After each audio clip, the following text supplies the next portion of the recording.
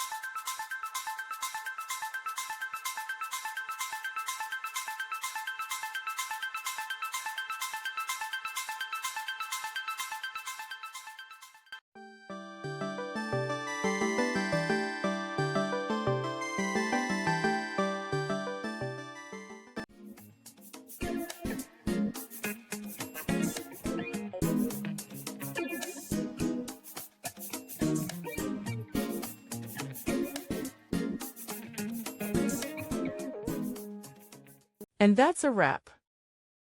I hope you found the answer you were looking for. If you did, take a second to hit that subscribe button. It really helps out. And let me know in the comments which solution worked best for you. See you next time in the debug zone.